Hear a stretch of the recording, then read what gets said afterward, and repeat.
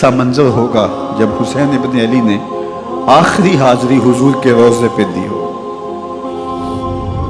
حاجی یا معتمر 10 دن کے لیے، 8 دن کے لیے، 20 دن کے لیے مدینہ المنورہ عارضی سکونت اختیار کرتا ہے اور حضور کے روضہ انور سے، اس شہر نور سے، ان گلیوں سے،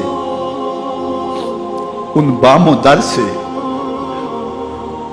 ایسا مانوس ہو جاتا ہے کہ جب واپس پلٹ رہا ہوتا ہے ان دعاؤں کے ساتھ کہ دوبارہ آنا بھی نصیب ہو، اور اسے لگتا ہے کہ میں دوبارہ بھی بلایا جاؤں گا، لیکن اس کے باوجود شہر حبیب چھوڑنا قیامت سے کم نہیں ہوتا. اعظم چشتی مرحوم